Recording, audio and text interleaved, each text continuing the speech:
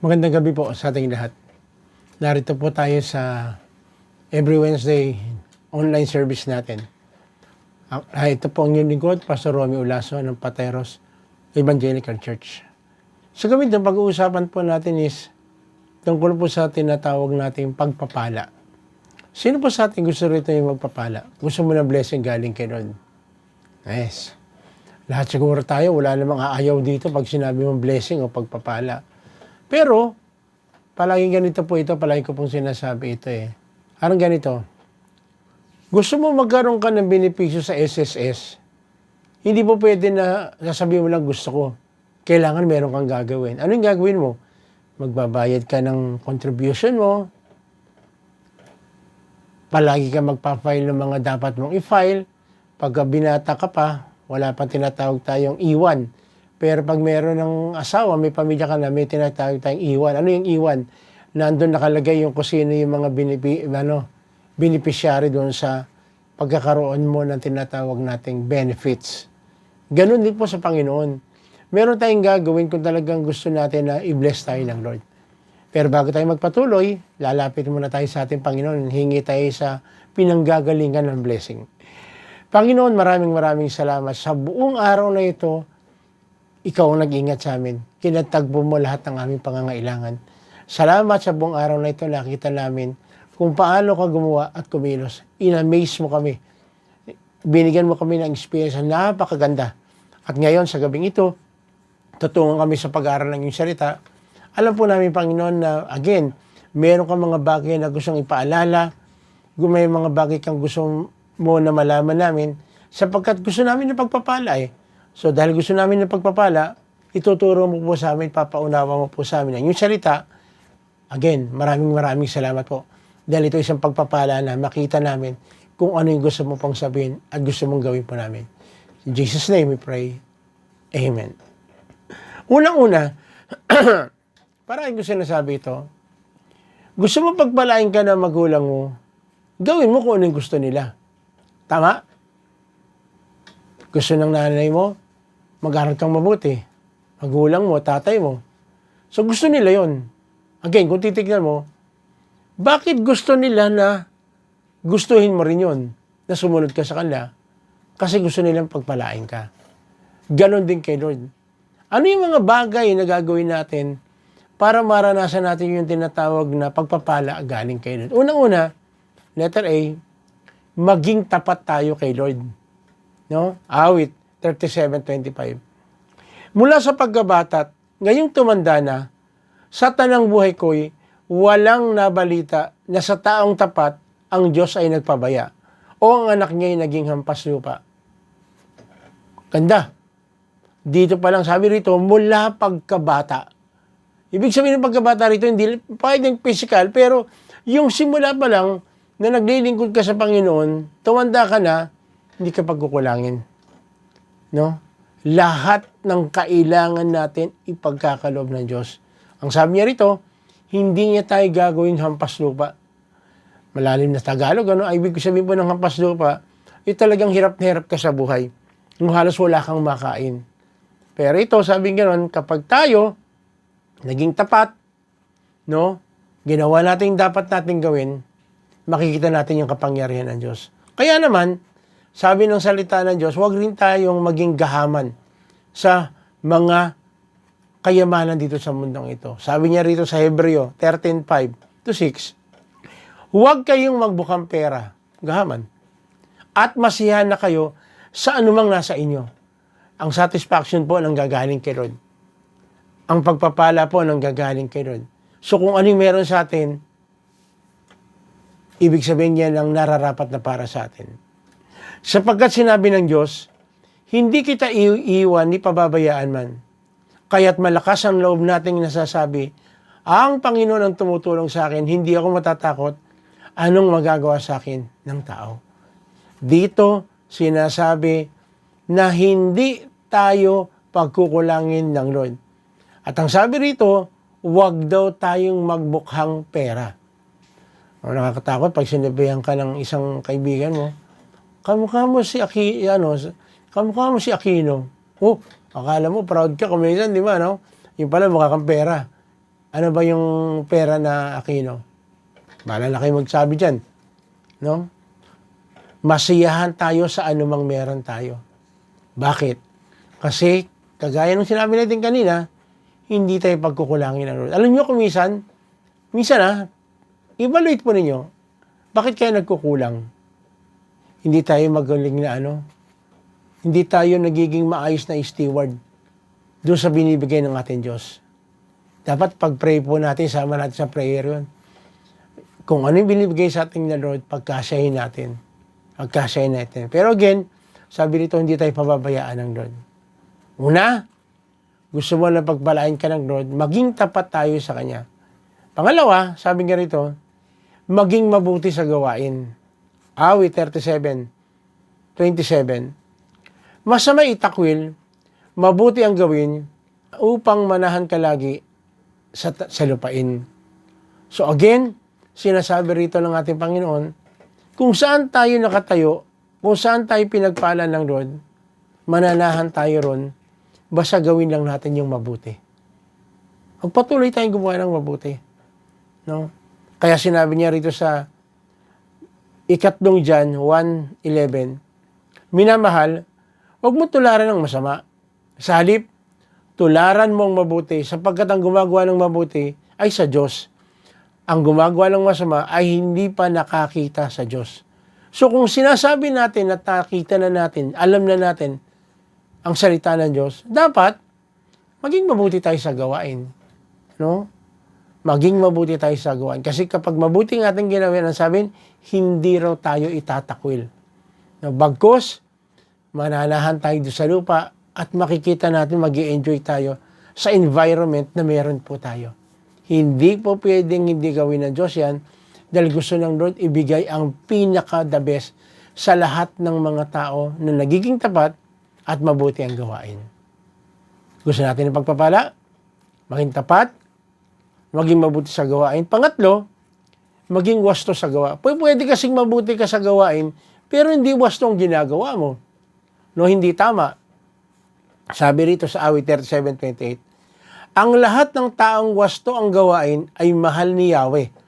Hindi itatakwil, sila iingatan magpakailanman, ngunit ang masama ay ihihiwalay. Totoo po ito. Ano sabi?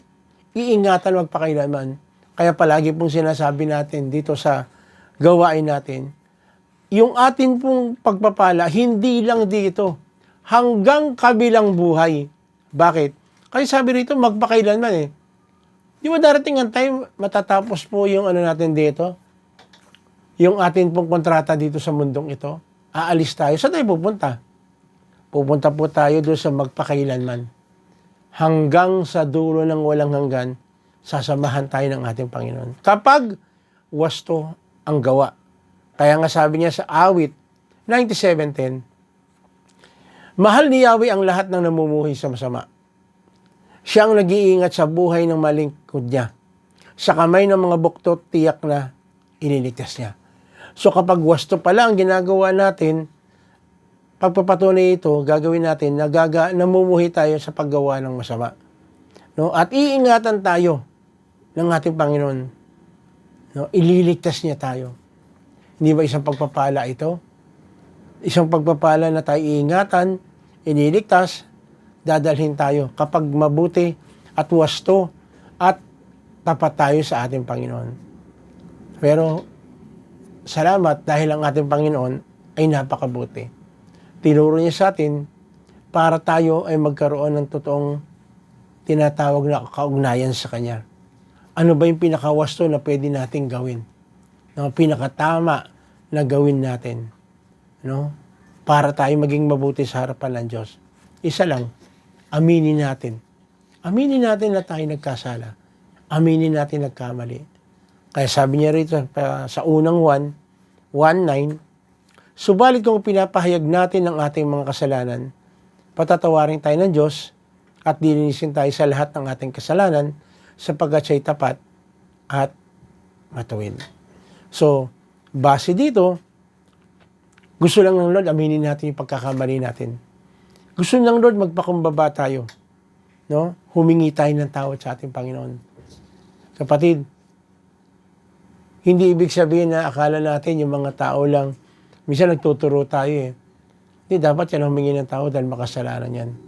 Hindi natin nakikita ang ating sarili na isa rin makasalanan. Salamat dahil merong unang 119 na gusto lang ng ating Panginoon, aminin natin. Aminin natin na tayo nagkasala at total, patatawarin tayo ng Diyos at magandang balita, lilinisin tayo sa lahat ng ating kasalanan sapagkat siya'y tapat at matuwid. Hindi tayo patatawarin ng Diyos dahil lumapit lang basta tayo, kundi ito ang nature ng Lord. No? Ito yung nature ng Lord, siya'y tapat at matuwid. Di ba? Dahil siya'y tapat at matuwid, di ba dapat tayo maging tapat din at matuwid? Tapat ang ating Diyos at matuwid. So, ibig sabihin, kapag pinatawad tayo sa ating kasalanan dahil sa kanyang katapatan, dahil sa kanyang katwiran, mamuhay tayo ng tapat at matuwid sa ating Diyos. Gusto mo bang mangyari ito sa buhay mo, kapatid? Ang gagawin natin, aaminin natin yung pagkukulang natin. Hihingi natin ng tawad sa ating Panginoon. At siya'y tapat at matuwid, tayo patatawarin. At hindi lang patatawarin, lilinisin pa tayo sa lahat ng ating pagkukulang at sa lahat ng ating pagkakamali. Ako'y mananalangin ng isang paglapit sa ating Panginoon, paghingi ng tawad, pag-amin ng ating mga kasalanan. Gawin natin ito na nanggagaling sa puso. Iga-guide lang kita, kapatid. Ikaw pa rin ang magde-decide yan. Gawin mo ito na nanggagaling sa iyong puso. At sabi, lilinisin tayo sa lahat ng ating mga kasalanan. Sapagkat siya'y tapat at matuwid, patatawarin niya tayo. Tayo pumigit, tayo manalangin. Panginoon, maraming salamat po. Gusto mo talagang pagpalain ako. Gusto mong ibigay ang pinaka-the best sa akin. At binigay mo po yung kaparaanan para mangyari ito sa akin. Sa mga oras na Panginoon, ako po'y nagpapakumbaba. Ako po'y humingi ng tawad sa lahat ng aking pagkukulang. Ako po'y sumasampalataya at nananalig na ikaw lang ang aking pag-asa sa buhay na ito. Pakalinisin mo nga ako, Panginoong Sus, ng iyong banal na dugo. At muli, maraming salamat po sa katiyakan ng kapatawaran. Panginoon, dahil kami pinatawad mo na, kami malinis na, ibig sabihin, makakalapit na po kami sa inyo. Pwede na po kaming manalangin at humiling sa inyo. Kasi sabi mo po, Lord, sa salita, ikaw ay tapat at ikaw ay mabuti at gagawin mo ang pinakamabuti para sa amin.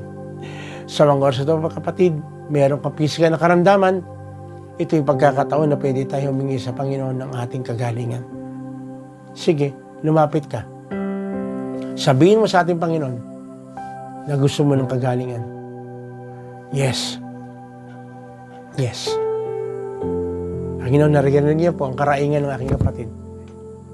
Naririnig niyo po. Yes, yes. Kapatid, ang kinin mo, ang kagalingan ng gagaling sa ating Diyos. Yung comfort na nanggagaling sa ating Panginoon. Sumampalataya tayo sa kanyang katapatan at sa kanyang katwiran. May mga bagay na umahadlang, nasisira yung ating relationship sa ating asawa, sa ating kapatid, sa ating anak, sa ating magulang. Ito yung pagkakataon. Nininis na tayo na Panginoon, pinatawad tayo sa ating kasalanan.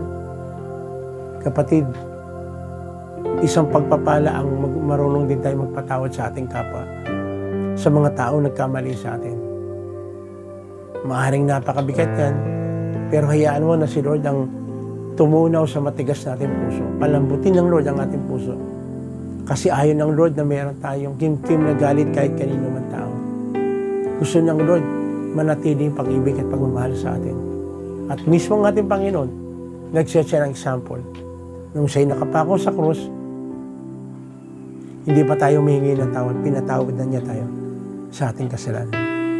Dapat ang kapatawaran natin palaging available. Nag-aantay lang tayo ng paglapit ng tao na hihingi sa atin ng tawad. O kung tayo man ang nagkamali, huwag tayo magdalawang isip. Hilingin natin sa Panginoon na bigyan tayo ng boldness kung paano natin sasabihin sa tao na maaaring nakagawa natin ng hindi maganda. Ayaw ng Diyos na yung kasalanan manatili sa atin. Yes, salamat po Lord. Spiritually, may mga bagay na umadlang sa atin para makapagpatuloy tayo sa gawain. Tulungan tayo ng Lord, palayain dito. Yung espiritu ng katamaran, yung wala tayong pagpapahalaga sa salita ng Diyos, tulungan tayo ng Diyos na makalaya tayo. Yung espiritu ng pagkagalit, makalaya tayo rito. Yung espiritu ng paninibugo, mawala sa atin. Magdiyos mapalitan ito ng espiritu ng pagmamahal na galing sa ating Panginoon. Na kahit sinong tao, anong klaseng tao, maisip natin na maaaring gumawa pa rin ang Lord sa buhay niya na magbago siya. Tulungan natin. Maging part tayo sa educate sa mga tao na nangangailangan ng kapatawaran galing sa ating Diyos. Pinag-aralan natin, binasa natin kanina na ang mga tapat ay hindi pababayaan ng Diyos. Sa mga panahon ito, nakakaranas ka ng hikahos, hindi yan ang design ng Lord. Hilingin natin sa Lord, lumapit ka. Hilingin mo sa Kanya ang financial problem. O meron ka na may mga resources ka na pero hindi mo nagagamit ng tama. Bigyan na. Humingi tayo ng Lord sa knowledge at wisdom kung paano natin na maging good steward tayo dito sa mga resources na binigay sa atin. Dahil kahit kailan, kagaya ng binasa natin, hindi niya papayagan ang kanyang mga anak ay mahirapan o pagkulangin. Palaging mayroong himala na galing sa ating Panginoon. Lord, sa aking mga kapatid, diriwan ng kanilang kaarawan, ng kanilang anniversary, kapatid, salamat. Nadugtungan ang buhay natin, yung pagsasama ng mag-asawa ng dugtungan. Maraming salamat po, Panginoon. Ito'y napakalaking pagpapala na galing po sa iyo. Muli, Panginoon, sa gabing ito, maraming salamat. Dahil alam namin na marami ka pang pagpapalang nakanta sa amin. Ang kailangan lang, Panginoon, tuklasin namin sa pamamagitan po ng iyong salita.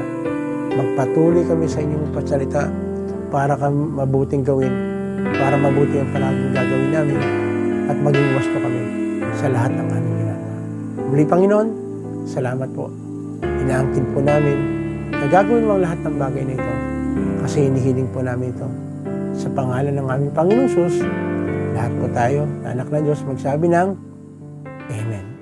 Muli, ito po yung lingkod, Pastor Romy Olaso, ng Pateros Evangelical Church. Nagsasabi, kung meron po kayong katanungan patungkol dito sa ating pinag-aralan sa gabing ito, huwag po kayong mag-hesitate. PM po kayo, nandyan po, lalabas po dyan. Willing po kami.